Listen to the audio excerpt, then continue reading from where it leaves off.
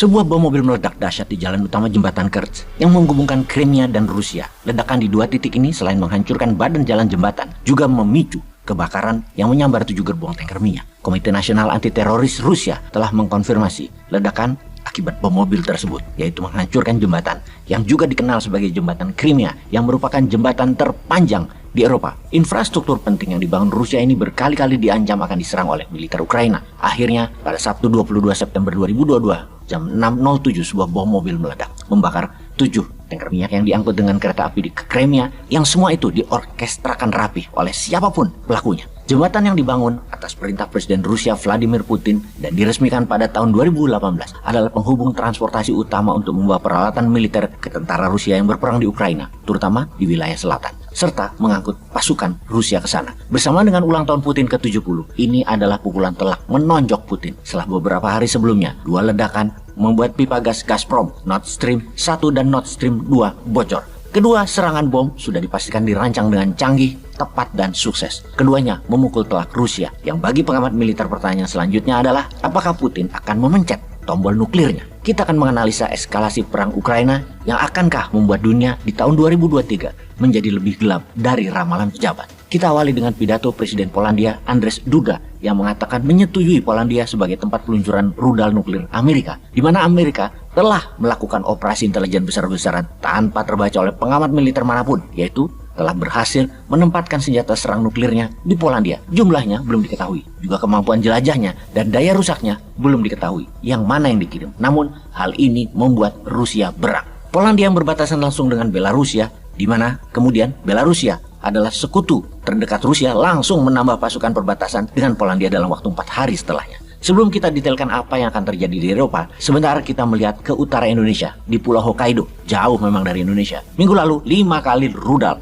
jarak jauh Korea Utara meluncur di atas Jepang. Ini mengerikan. Bahkan Menteri Pertahanan Jepang diisukan akan mengundurkan diri karena malu. Bayangkan di Indonesia, ada peluru kendali ditembak dari Malaysia ke Samudra Hindia. Jauhnya 2000 km mendarat di laut, tetapi melewati Palembang, melewati di atas Pulau Sumatera, baru ke Samudra Hindia. Di wilayah Jepang Hokkaido itu tahu-tahu ada rudal melintasi kepala mereka, walau mendarat jauh 1000 km di Samudra Pasifik, tapi itu belum pernah dilakukan Korea Utara. Ini menantang banget Jepang dan Amerika. Walau peluru kendali itu tanpa hulu ledak nuklir, bisa dibayangkan kalau targetnya Tokyo dan ada hulu ledak nuklirnya, nggak terbayangkan apa yang akan terjadi. Walau adanya peluru kendali kosong melintasi daratan Pulau Hokkaido, Menhan Jepang malunya bukan main dan diisukan akan mundur. Nggak tahu deh kalau gini-gini terjadi di Indonesia. Dah, jangan harap ada budaya malu, mundur. Nggak ada lah. Malah mungkin dikriminalisasi media yang menulisnya. Dan netizen yang menyebarkannya juga bisa dikriminalisasi. Walau nggak ada hubungan, tapi buktinya nggak ada yang berani ngelawan juga tuh hal-hal kayak gitu. Oke, kita lanjut. Kita gabungkan ceritanya sekarang. Sekutu Rusia,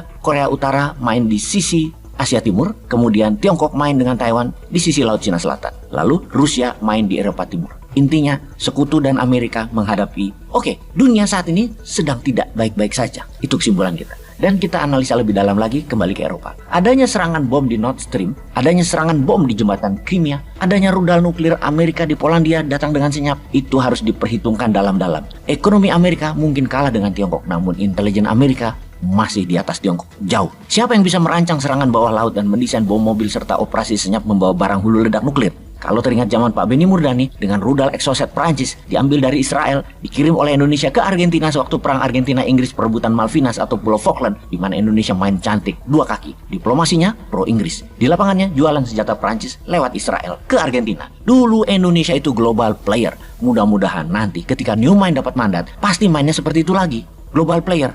Sekarang biarkan yang ada begini dulu deh, nggak apa-apa. Maka serangan 2 bom ke Rusia, pengamat militer menduga hanya Israel dan Amerika yang bisa melakukannya. Ini dugaannya loh ya, tapi siapa tahu intelijen pertahanan Ukraina yang melakukannya. Ya bisa juga. Sekarang bayangkan ya sahabat, bayangkan. Demi Amerika bercokol lagi di Indonesia setelah selama ini kalah dengan Tiongkok di dalam menyedot sumber daya alam Indonesia, hingga nikel Indonesia misalnya, batu bara Indonesia misalnya, kan semua ke arah Tiongkok sekarang. Maka Amerika melakukan operasi intelijen demi mendukung calon presiden 2024 yang akan jadi boneka mereka. Salah, bukan boneka Amerika, tetapi American Boy lah, biar keren namanya. Mereka tahu tiap hari Indonesia itu impor minyak 800.000 barel per hari, di mana cadangan minyak Indonesia semestinya ya secara nasional itu 3-6 bulan. Namun sekarang jauh di bawah itu cadangannya, mungkin nggak ada seminggu. Maka kapal tanker yang mengangkut minyak bumi Indonesia impor dari Timur Tengah. Itu krusial, itu penting. Ketika salah satu kapal melewati choke point di Selat Hormuz, 2 orang penyelam Navy SEAL melakukan operasi intelijen, menembakkan roket ke propeller atau baling-baling kapal tanker yang akan mengirim minyak buminya ke Indonesia. Kapal tanker itu mendadak tidak bisa melanjutkan perjalanannya dan harus docking merapat di pelabuhan terdekat untuk perbaikan. Lamanya 3 bulan, yang mana membuat Indonesia bukan BBM-nya mahal, tetapi tidak ada BBM. Ketika tidak ada BBM, pasti chaos di Indonesia. Tak lama kemudian, calon yang didesain American Boy itu pasti menjabat di 2024. Bisakah hal ini terjadi? Ya nggak tahu, kok tanya saya sih.